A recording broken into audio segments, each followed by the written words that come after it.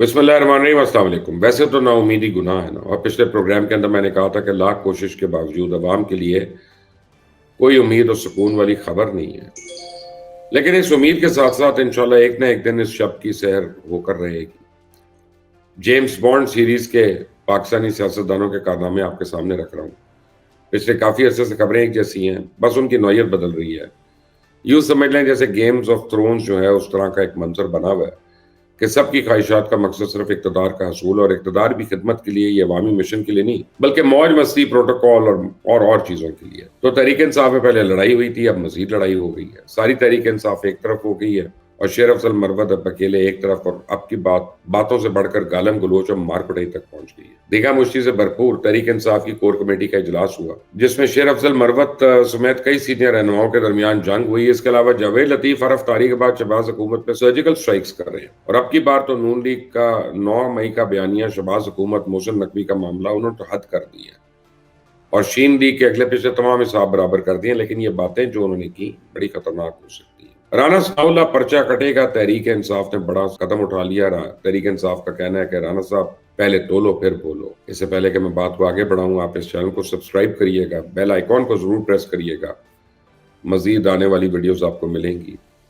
سیاست کی طرف آنے سے پہلے آپ کو بتا دوں کہ ایچ ایس این والے معاملے پہ نون لیگ نے ایک بڑا یو ٹرن دیا ہے۔ اب ایک بڑی مشہور انگلش مووی ہے نا، رانگ ٹرن، در حقیقت نون لیگ نے رانگ ٹرن کے بعد اب یو ٹرن لینے کی کوشش کی ہے۔ وفاقی وزیر اطلاعات عطا تارڑ نے H S N principal Mike Thompson سے رابطہ کر کے انہیں معاملہ خوش اسلوبی سے حل کرنے پہ رضامند کر لی ہے۔ تو ذرائع کے مطابق عطا تارڑ کے رابطہ کرنے پہ ایچ ایس این کے پرنسپل نے استعفیٰ واپس لینے پہ رضامندی بھی ظاہر کر دی، اور دونوں شخصیات کی گفتگو بڑے اچھے ماحول میں ہوئی ہے۔ اس سے پہلے ہائر ایجوکیشن کی جانب سے جاری اعلامیہ میں کہا گیا تھا کہ ایچ ایس این فیس معافی سے متعلق گورنر پنجاب کی طرف سے جاری کیا گیا فیصلہ تاریخ یعنی 21/3/2024 کو کالج کی مروجہ قوانین کے عین مطابق ہے۔ تو اعلامیہ میں کہا گیا کہ میڈیا پہ نشر کی جانے والی اطلاعات گورنر کے جعلی کردہ فیصلے کے سیاق و سباق کے منافی ہیں، اور فیصلے کا اطلاق کسی فرد واحد کی بجائے تمام ایسے والدین پہ ہوگا جنہیں کسی مجبوری کے تحت کچھ عرصے کے لیے کسی دوسرے شہر میں منتقل ہونا پڑتا ہے۔ تو گورنر پنجاب کے ذرائع سے یہ بات بھی آئی ہے کہ ایچ ایس این کے پرنسپل تھامسن کا استعفیٰ کئی روز پہلے آیا تھا، جسے آج منظر عام پہ لا کے کہانی گھڑی گئی۔ بہرحال گورنر پنجاب کے ذرائع کا تو کہنا ہے کہ principal H S N college Michael Thompson مسلسل یعنی ماہانہ 40 لاکھ روپے تنخواہ لیتے ہیں، پھر سالانہ 100 چھٹیاں بھی گزارتے ہیں۔ استعفے کا معاملہ اس وقت منظر عام پہ آیا جب پرنسپل کو میرٹ پر ریلیف ملنے کی امیدیں ختم ہو گئی۔ ادھر پرنسپل کے ذرائع کہتے ہیں کہ تھامسن نے میرٹ کے قتل عام اور سیاسی مداخلت سے دل برداشتہ ہو کے بورڈ آف مینجمنٹ اور سٹاف کو اعتماد میں لیا اور پھر استعفیٰ دیا۔ ذرائع کا کہنا تھا کہ تھامسن کے بعد دیگر اہم بورڈ ممبرز بھی استعفیٰ دینے کے لیے تیار ہیں۔ تو اچھا، نون لیگ والوں کی میڈیا اور بیانیہ ٹیم سب سے تیز ہے، ہر معاملے پہ فوری طور پہ بیانیہ بنا لیتے ہیں، لیکن سارے کا سارا غلط ایک طرف اپنے کیے پر پردہ ڈالنے کے الزامات پرنسپل پہ عائد ہو گئے، اب جبکہ دوسری طرف درخواست کی جا رہی کہ جناب آپ اپنا کام جاری رکھیں اور معاملات خوش اسلوبی سے حل کر لیں۔ کون لوگ ہیں یار؟ بہرحال anyway، دوسری طرف آج چیمہ بھی میڈیا پہ اپنے موقف کا دفاع کرنے میں ناکام نظر آئی، اور ابھی تک کوئی تسلی بخش جواب تو نہیں دے سکے وہ۔ آتا ہوں جاوید لطیف کی سرجیکل سٹرائک کی طرف۔ یعنی آج کل جاوید لطیف صاحب کو نون لیگ کی طرف سے شاید ایک حکم ملا ہوا ہے کہ افطاری کرو، اور افطاری کرنے کے بعد شین لیگ کے اوپر دھماکے شروع کر دو۔ تو ایک بات یاد رکھیں کہ ابھی تک تحریک انصاف نے شین لیگ کی حکومت پہ کوئی سرجیکل سٹرائک نہیں کی ہے۔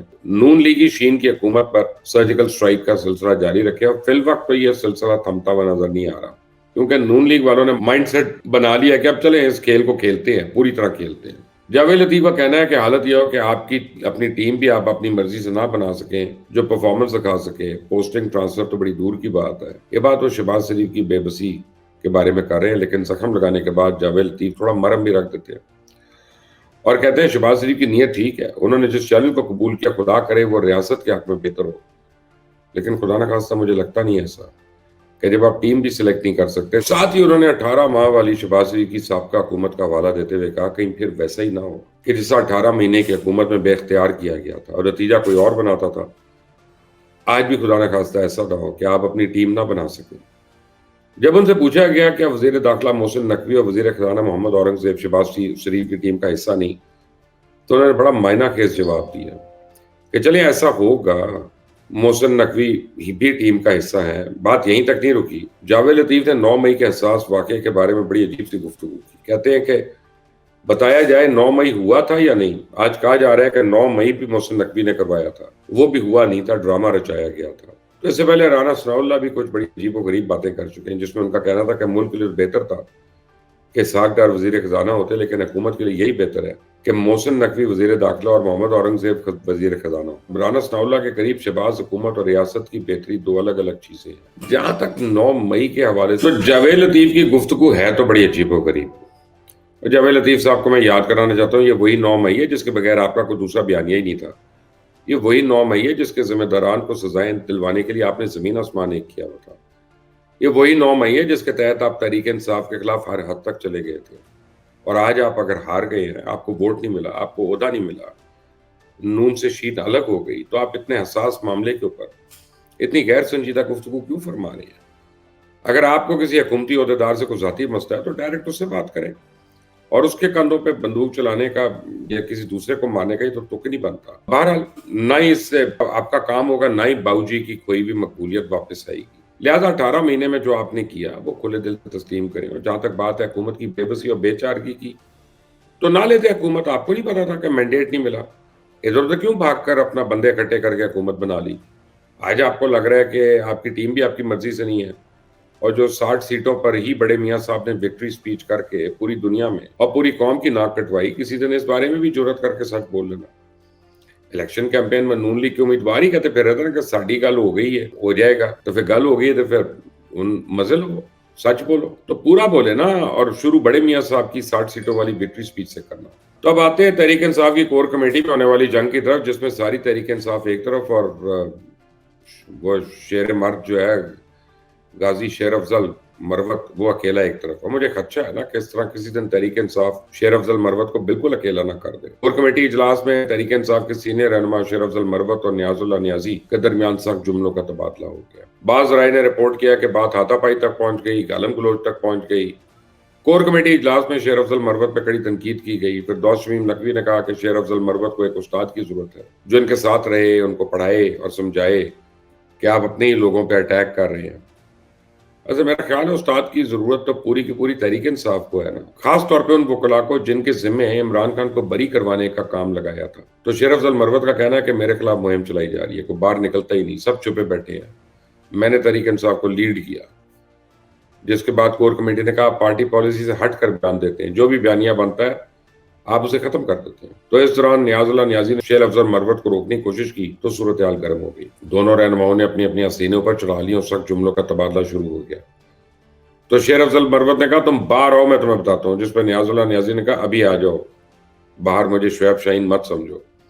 تو اچھا تحریک انصاف والوں کو ایک بڑی عادت ہے، جھگڑا دو لوگوں میں ہوتا ہے اور تیسرے کو خواہ وہ بیچ میں گھسیٹ لیتے ہیں. تو اس سے پہلے شیر افضل مروت نے مریم نواز پہ الزام لگایا تو سارا ملبہ بنو کے ایم این اے کے اوپر ڈال دیا گیا. اب جھگڑا شیر افضل اور نیاز اللہ کے درمیان ہے تو بیچ میں شعیب شاہین کو گھسیٹ لائے ہیں. تو وہ پہلے ہی بہت پریشان ہے. خیر بعد میں شیر افضل نے ٹویٹ کیا کہ یہ محض اختلاف رائے تھا اور پارٹی متحد ہے. جہاں تک ہاتھا پائی کی بات ہے تو اس کی خبریں ضرور چل رہی ہیں، لیکن تحریک انصاف کے ابھی تک کسی سینئر رہنما نے اس کی تصدیق نہیں کی ہے. جبکہ دوسری طرف رانا ثناء اللہ کی طرف سے عمران خان کے خلاف بیان دینے کی پاداش میں تحریک انصاف کے وکلاء رانا ثناء اللہ کے خلاف مقدمہ دائر کرنے کی درخواست لے کر کراچی کے تھانے پہنچ گئے، جہاں پولیس والوں نے درخواست پڑھنے کے بعد کہا کہ یہ ہمارے دائرے اختیار میں نہیں آتا، آپ جا سکتے ہیں. تو میرا خیال میں تحریک انصاف والے رانا ثناء کے خلاف مقدمہ درج کروانا ہی نہیں چاہتے، ورنہ کے پی کے کی حکومت تو اس کام کے لیے تیار بیٹھی ہے. تو کراچی تھانے کی جانے کی کیا ضرورت تھی؟ اس پہ اپنی رائے مجھے ضرور دیجیے گا. انٹل دی نیکسٹ ٹائم، اللہ حافظ.